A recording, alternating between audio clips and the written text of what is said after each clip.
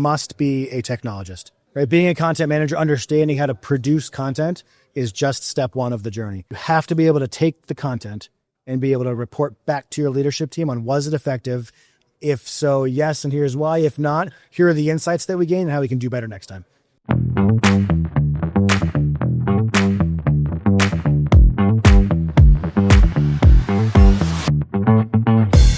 Welcome back to Endless Customers. I'm your host, Alex Winter, and today we're live here at Impact Live in Chicago, and I'm joined by Jason Azocar. He's the founder and CEO of HubSearch. Hey, Alex. Welcome to the show. Thanks, man. I'm excited. Yeah, I'm excited to have you. 2 and 2 years. It's almost a year to the day when we did this last time in Chicago. Yeah, it's exciting. Full circle moment. Yes, sir. Yeah, we've come a long way. Yeah. There's been a lot of developments that have happened in the world of tech and in HubSpot and everything. But I really want to talk. You were on stage earlier, and you had a really great presentation talking about content managers and how that role is evolving and changing in today's marketplace. Because it used to be like the content manager would write blogs, and that was sort of like that one track, and it was part of the marketing team. And it's rapidly changing into like, oh, well, can you do video? And oh, can you work HubSpot? And do you know how to put this stuff into the CRM? And so it's becoming a much more multifaceted role. Yes. So how do people get prepared, and like how do you tackle that when it's changing so fast?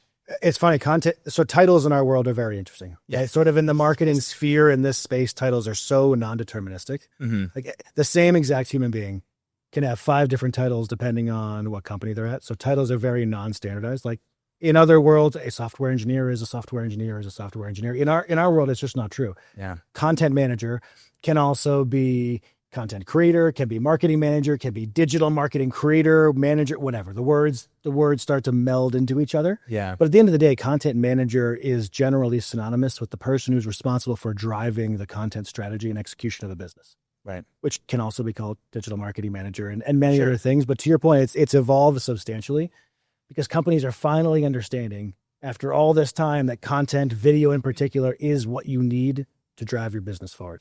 Absolutely. Right. I mean, we are all, we're at an event that's very much focused on the they ask you answer endless customers framework. And I think that's, if you know, if you're here, if you're in this audience, if you're in this incredible community, it's been apparent for years. Yeah. But I think part of what we're starting to see more broadly is that content is really being adopted from and not just like we must produce stuff and push it out to the world. It's like, we must really understand our audience. We must have data on our audience. We must use that to drive well thought out strategic content and then deploy it through products like HubSpot. Right. So it's become a really comprehensive, interesting role with lots of nuance. Yeah. I feel like too with HubSpot and whatever CRM people are using, the data is so critical. And I think there was a time not so long ago, people were like, this is kind of Big Brother. And why do you need to know all this stuff? And the reason why, and people are seeing it now, is because you can make way better content if you know who you're talking to and who you're speaking to. It really is a key. Without question. Well, and I think AI is a part of every conversation these days. There is so much noise. The volume of content being pushed across all the channels it's mind blowing. It's too much. It is. So the only way you're going to stand out is if you have a really deep, like nuanced understanding of your audience. You have to understand which eyeballs are you targeting? Why? What are they going to connect with? The only way to do that is through data. You've got to understand who are you creating content for. It can't just be, I know I need to push content. Yeah. It's got to be, I'm building something for this specific persona because some data has told me they're going to react to it. Yeah. I think it's cool the evolution too, because we've been saying this forever, where AI is just another tool that's going to help you do your job better. Yes. But you still need to understand your brand deeply and communicate it well, and then also understand your customers and who you're talking to. Because if you don't have that baseline, it doesn't matter how cool the AI is or whatever tools and gadgets you're using. It's not going to meet people where they are and build trust. Well, that's exactly right. I'm in all sorts of interesting communities just based on the kind of the nature of my business and where HubSearch sits in the community. I'm in all these interesting communities, and over the last couple of years, people are freaking out about like, is AI going to take my job? How threatened should I be? And it's like, the only way you should be threatened by AI is if you ignore it. Right? AI is an unbelievable tool that will enable you to do your job better. It's like it's the beautiful shiny new tool, and the only way it's a threat is if you pretend it doesn't exist. But I did a talk recently on something very, very similar for Profoundly, a business that I'm working on outside of HubSearch, which I could talk quickly about afterwards. But the marketer, the content marketer, the RevOps manager, the HubSpot admin, people in this space, you've got to be the person who brings AI into the business, right? You've got to lean into it. You've got to help your organization adopt AI, because if you don't, somebody will. And that's really when the role gets risky. Yeah. How does one do that? So like, there's some organizations that are very open to this, and I'm sure it's really easy to bring it up, but there's other organizations I'm sure that are adverse to this and don't want to. Do you have any advice for people that are like listening and watching as to ways you could start to foster this idea of like, let's learn and let's do this instead of like sweep it under the rug, basically? I really think it's about research and awareness. Like, just do not ignore the shiny new tool. And this was true before AI, right? This could have been said about HubSpot 15 years ago. The dot-com bubble where people were like, I'm not going to build a website. That's exactly right. When marketing automation became a thing that was actually useful for businesses, I'm sure there were plenty of marketers who were like, it's a fad. It's never going to take off. I should still be personally populating email lists, et cetera. Yeah. And those are the types of people whose role may actually have been put at risk. Because I'll use AI as the example. So right now, every leadership team, every CEO is thinking, how do I leverage AI to make my business more efficient? Totally. Right? How do I lean into these tools, not in a way that's going to cause me to reduce personnel, but in a way where it lowers the burden of new personnel? Right? It's like, how do I do more with the amazing people I already have? Yes, I love that perspective. Right? So the team, the current team has got to be the folks saying, leadership team, this is how I can make my seat valuable times 1.5. Right? Like I can produce so much more with these tools. Like I no longer need a marketing assistant, a marketing specialist. I don't need more humans. What I need is these tools. I've done the research. Yeah. Here's how we can leverage it for a business. Yeah. I think everybody, you'd be lying if you said you didn't have some tasks that are tedious and that take longer than they should, but it's because you have to do it. And there's ways to automate it with AI now that can make you faster, better, stronger. Yes. Insert whatever adjective here that's going to make you do your job better. Well, and especially folks who are moderately technical I am wildly non-technical. And I find myself experimenting with AI tools on a daily. I talk to GPT all day. Yeah. Like as a starting point, it's the easiest interface. I just find myself interacting with it it's an incredible, for me, it's an incredible brainstorming tool. I'm with you too, because it was funny. I started off using GPT on my desktop and then very quickly realized there's an app you can put on your phone and you can talk to it and has this really cool voice prompts and voice commands. And that was a game changer for me. But people don't even know that there's an app you can put on your phone. They're still on their computer typing in the prompts. And it's like, no, you gotta really leverage it and try to experiment with it the best ways that you can and use the apps and use the tools that they have out there. Yeah. Well, it's changed my daily workflow, personal, professional. Like I don't Google anything anymore. Like I don't go typing Google because I don't want to then have to sift through where the answer could be. And the ads. I want to ask my question and get my answer. Yes. It's like, sorry, Amazon, but Alexa, please be GPT. It's like, I can't deal with based on someone's answer in an Alexa form, like, please just give me my answer. Yeah. I'm looking for the shortcut. I want to bypass that research phase. I just want to ask what I need and be given an answer that I can be reasonably confident in. Yeah. So for content managers, or insert the title, whatever you want to call it, and for people that are like looking to become a content manager, maybe in an organization, what advice would you give them to just like be prepared and have the right skill set to come correct to a job interview? Or such a great question. Yeah. First and foremost, lean into HubSpot or HubSpot equivalent. Like I'm a HubSpot homer. Yeah. I work there. My businesses are all related to HubSpot. So if you don't use HubSpot, insert the name of the tool that you use when I'm describing this stuff. But you can't just be a creative, I think is what I'm saying. Like being creative, understanding how to craft compelling content is step one.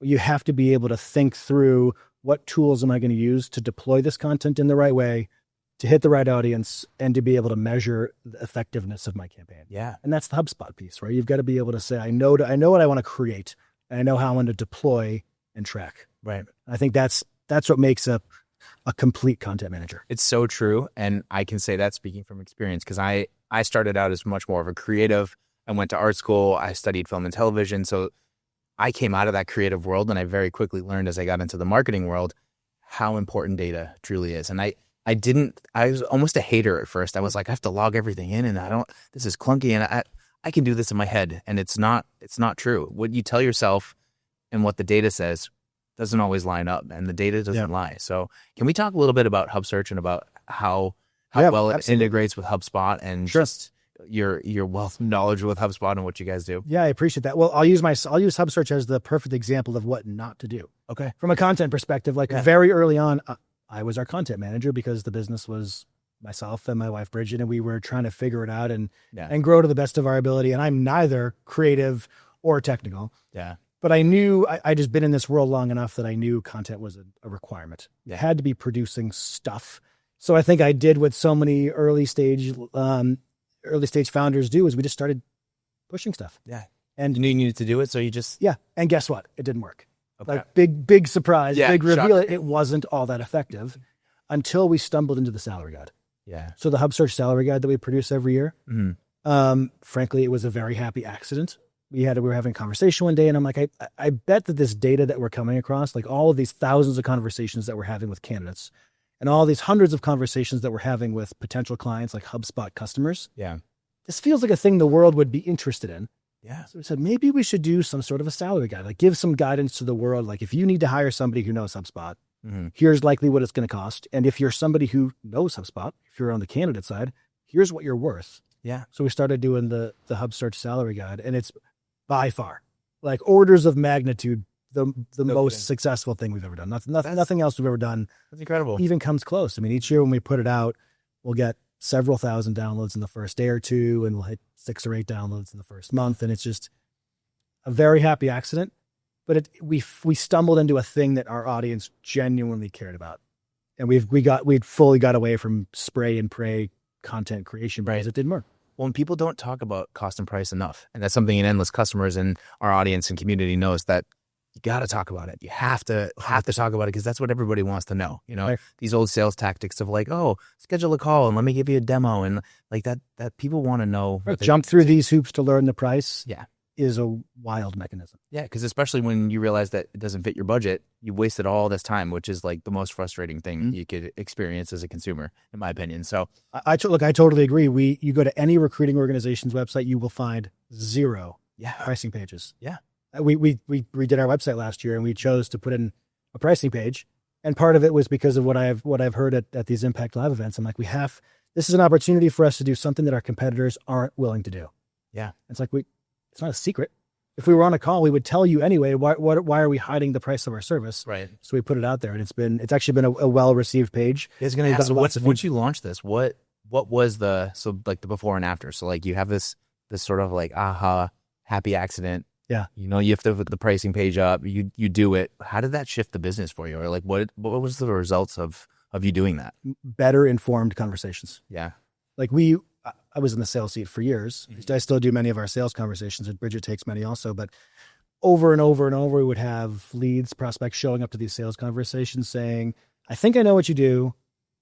I know recruiting companies aren't cheap. Like how not cheap are you? And it was always just this very sort of weird starting point of like, we started with price. Yeah. And it was this very interesting, it's like the backwards way of approaching That's exactly it. Right. Yeah. And so now the conversations are, I know what you guys do. I saw your website. I see the price. That makes sense. Let's talk about what I need. Right. And the conversation starts from a solutioning point versus like, okay, can I afford you? Can I not? Mm-hmm. So it drastically increased our conversion rate. Yeah. Well, we were talking to better informed buyers. Right. And I mean, HubSpot isn't cheap. You know, if you're on enterprise and to have real experts that are certified in all these HubSpot certifications, like it's not chump change, but it's an investment that, you know, if you do it right, you're going to get a return on that investment big time. Well, that's a huge part of our narrative. It's like HubSpot is this wildly powerful, it's not a tool anymore. It's a platform. It's a set of tools. It's designed to run the entire front office of your business. Mm-hmm. And if you're a very small company on Starter, you can make the argument that you don't need someone to run the platform. Like you can probably run it because likely it's being used in a very light way. Mm-hmm. But the minute you start to up tier, the minute you make it to the pro level of the subscriptions or enterprise, like it's very hard to argue that you don't need somebody who truly knows the product to make that investment worth. Like at minimum, you're spending $1,000 a month. Yeah. And then up from there based on how big your organization is. Right. And if you're going to make that investment, not having somebody on your team who genuinely understands how to squeeze all the goodness, all the value from that piece of software. Right. You're not, the investment doesn't match the team. Yeah. So we're at Impact Live. Yes. You've presented now at Impact Live twice.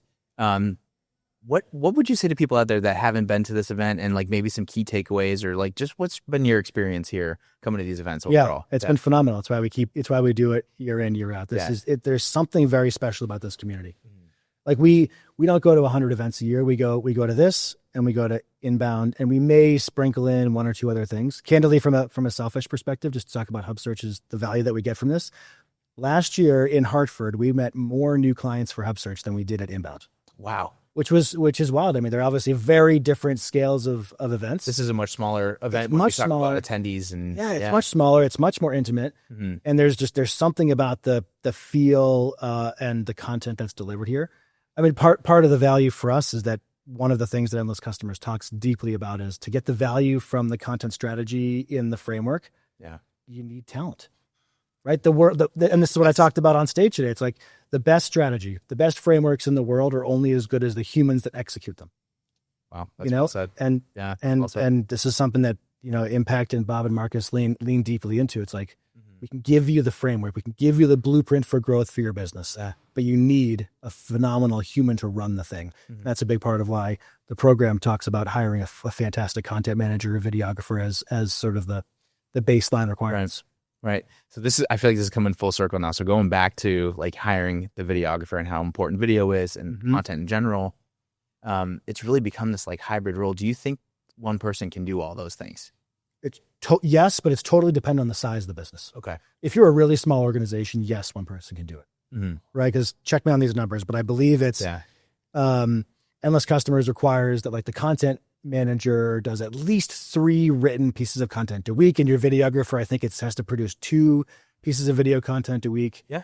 And not just create, post, edit, polish, plan for deployment, get into the HubSpot or the system, actually push it out, report on it. Like it's a lot. It's a big job. 2 to 3 pieces of content a week on both ends it's a lot. It sounds like a light ask. Like just talking about it here, it doesn't sound like all that much, but each one of those pieces of content takes hours to plan, hours to execute, hours to edit, et cetera. No, it's in a very small company. Yes, one person can do it, but very quickly it becomes a position where it's got to be 2 people. It's got to be the content manager role, and it's got to be the videographer. Yeah, and the content is really so important. I think it is a little scary or intimidating from like how do we keep producing that amount of content at that level, and also have it be meaningful, but those, like, given those resources and the time to do that is so important, because what you get back when it starts to work, we call it the content train here, but once the train starts to chug and starts to get moving, the results are pretty remarkable. It's incredible. Once you can be known for your content, once people once that mental association has taken place between your audience and you as like the person who talks about the thing, it's unbelievably powerful. Yeah. So how long has HubSearch been, like, when did you found it? Like, how long has the company been around? We started in late 2019. Okay. Which, if you recall, early 2020, the world shut down. Yes, I do recall. I kid you not, we started in October of 19. So we were about 5 months ahead of COVID. Wow. So we were put right into the fire, walking right across the coals right off the bat. The world meaningfully changed 5 months into our journey. Yeah. And we were very fortunate to get through it. I mean, that's a true test. Yeah, true test. For sure. Like looking back, if we had chosen to be sort of a generalist recruiting organization, there's no chance we would have made it. Yeah. The reason we made it was because we niched aggressively. Yeah. We like when we first went to market, we said we are only going to work with HubSpot solutions partners. Like we were that specific with our go-to-market. Wow. We're going to go out and own the HubSpot solutions partner space. Mm-hmm. And that's fortunate for us. Being that niche was the thing that kept us alive. I think that's important too, because finding your niche and leaning into it heavily is something that I think people are afraid of. So what ends up happening is they try to cast a wider net. For sure. And then you're doing too many things, and you're given 80% here and you're not given 100% here, and it just doesn't ever really fully pan out. So it's so critical. And I'm happy that you guys did that. And also your wife, Bridget, and you are a power couple. You're such a great team. It's cool to see you guys in action and doing what you're doing. It's unbelievably rewarding to be able to do this with family. Yeah. It's an awful lot of fun. It adds a whole different dimension. I mean, we get to travel to these types of things, and like it's work, but it's also a lot of fun. Like my wife and I get to travel to do these fun events, and it's work during the day, but then we get to go out and have, a nice meal and spend time together. And look, love all 4 of our kids, love them dearly, but it's also wonderful to get a little bit of a break and get away and get to travel with them. Yeah. Yeah, I think you have it dialed in, and you can tell that you're passionate about what you do, both of you, and I think that plays into it a lot, because you can see just in the way that you affect your clients and how your clients interact with what you do, the passion's there. Like it's palpable. It's a lot of fun. I talk about this with my team all the time. It's like We don't sell an add-on that you may or may not need. Like no shade to, like add-on Chrome extension apps. Like but it's not a thing that you may or may not need that could be valuable. Like when we have conversations with potential clients, they always start the same way. We need help. We've been trying to do this thing. We know we need to hire a content manager who knows HubSpot. Yeah. And for the life of us, we can't figure it out. Like it's holding up our ability to hit our goals. Yeah. And we get to come in and say, well, fantastic. We know we can help you. That's because cool. Again, we're so niche. Like we've done it over and over and over. We know we can help you. Here's what it looks like. Yeah. Are you ready to get started? It's much more fun than like, some sort of like add-on service that the company may or may not need. It's definitely inspiring. And it's something, hiring takes time. Yes. If you want to hire the right person, or it's something that's like going to be effective and really help your business, that doesn't just happen like overnight. And usually it's like a supply and demand. Like we need this thing. What do we do? And sometimes you can make tough decisions or like bad decisions and you don't get the right person. And then you start to train them and then you have to make a change. And that takes so much time that it's just like, it's a good point. It can really slow you down. It can really slow the growth trajectory of your company down. I don't know that there's anything that a company can do that's worse for their growth than hiring the wrong person. Yeah. And saying that is easy. It's extraordinarily difficult, right? Hiring anybody, going like effectively running a hiring process is just as much art as it is science. You're dealing with humans. It's very, very difficult. Yeah. But there are lots of things that you can do to limit the risk and sort of go through it the right way to pull the data you need that will indicate to you, is this the right human? Like, do they have the skills? And are they the right type of human being for my organization? Right. And that's a big part of what we get to help our clients with. It's not just, hey, here's a bunch of candidates. It's we walk them through the entire process and help them scope interview questions, et cetera. There's a lot that goes into it. Yeah, you vet everybody, and it's great because it's a win-win because you have both ends of the equation. You have people who need to hire and you have people that are looking to get hired. It's a beautiful thing. Well, look, that's an important part of the why we do what we do. Yeah. Look, I love our clients. They're amazing. It's incredibly fun to help businesses grow. But really the why, like the emotional component are the candidates that we get to help. Yeah. Like every time I have a conversation with a candidate that we place, so I talk to every candidate that we place before they go into their next role. Wow, so that's incredible. It's a thing I refuse to give up.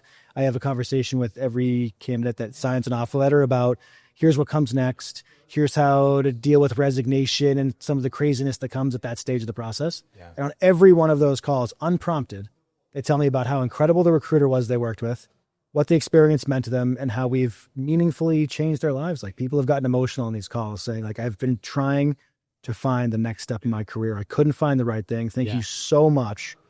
Your recruiters were able to meaningfully change my trajectory for myself and my family. And that's the emotional piece. That's incredible. Talk about wanting to get out of bed and get to work every day. This is my favorite part of the show right now. So we call it the one thing. And I love this because we covered a lot of ground. We talked about some really great stuff. But if you had to, for our viewers and our listeners out there, what's the one thing they should take away from this, especially for our content managers that are listening or potential content managers? What would you say to them that they should really take away from our conversation? It doesn't have to be HubSpot, okay? But learn the technology. You must be a technologist, right? Being a content manager, understanding how to produce content is just step one of the journey. Okay. You have to be able to take the content and deploy it meaningfully to your channels and be able to report back to your leadership team on was it effective? If so, yes, and here's why. If not, here are the insights that we gain and how we can do better next time. The deploy, track, report component is absolutely critical to the role. Well said. And thank you so much for your time and for being on the show. I love talking with you. Yeah, we always have a great time at these events. Yeah, it's like our annual. I love it, man. Yeah. Let's keep it going. All right, great. For everyone out there watching and listening, this is Endless Customers. I'm your host, Alex Winter. Catch you on the next episode.